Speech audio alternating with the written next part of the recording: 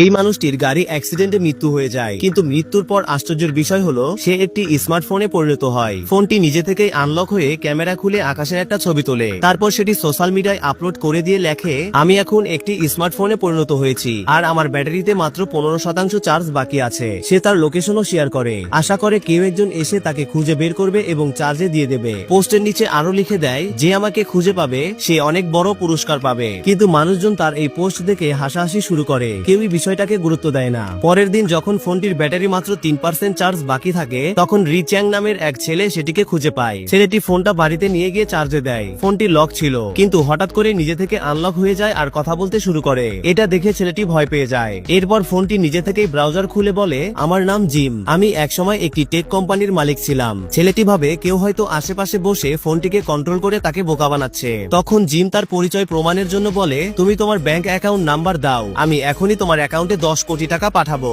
ছেলেটি account number দিয়ে দেয় আর সত্যিই মুহূর্তের মধ্যেই তার অ্যাকাউন্টে 10 কোটি টাকা চলে আসে। এটা দেখে সে হতভম্ব হয়ে যায়। জিম তখন বলে, যদি তুমি আমায় সাহায্য করো তাহলে আমি তোমাকে 100 কোটি টাকা দেব। ছেলেটি বলে, যদি তুমি সত্যিই কোনো বড় টেক কোম্পানির মালিক হও তাহলে আমাকে তোমার কোম্পানিতে একটা চাকরি দাও। জিম সঙ্গে সঙ্গে রাজি হয়ে যায় এবং ছেলেটিকে সরাসরি কোম্পানির প্রেসিডেন্ট বানিয়ে দেয়। অফিসে যাওয়ার পথে ছেলেটির চিন্তা হয়, কোম্পানির কর্মীরা নিশ্চয়ই বিশ্বাস করবে না যে সে প্রেসিডেন্ট। কিন্তু জিম বলে, তোমাকে কিছুই করতে হবে না, তুমি শুধু আমার নির্দেশ মেনে চলো। প্রথম নির্দেশ ছিল, তুমি আগে কিছু নতুন পোশাক কিনে নাও। ছেলেটি 8টি দামি স্যুট কিনে এবং একটি লাক্সারি হোটেলে থাকে। পরের দিন অফিসে পৌঁছানোর সঙ্গে সঙ্গেই সব কর্মচারী তাকে অভ্যর্থনা জানাতে নত হয়ে দাঁড়ায়। ছেলেটি শান্তভাবে বলে, আমার এই ভানভঙ্গিতা আর অভিনয় পছন্দ নয়। ঠিক তখনই এক মহিলা এসে নিজের পরিচয় দেয়, আমি অঞ্জু, আপনার সেক্রেটারি। প্রেসিডেন্টের কক্ষে পৌঁছে ছেলেটি খুশিতে পাগল হয়ে যায়। ভেতরে ঢুকেই সে বিশাল অফিস দেখে স্তব্ধ হয়ে যায়। দিন শেষে জিম ছেলেটিকে বলে, আমাকে আমার পুরনো বাড়িতে নিয়ে চলো, আমি শুধু আমার মেয়েকে একবার দেখতে চাই। ছেলেটি রওনা দেয়, কিন্তু বাড়ির বাইরে গিয়ে দেখে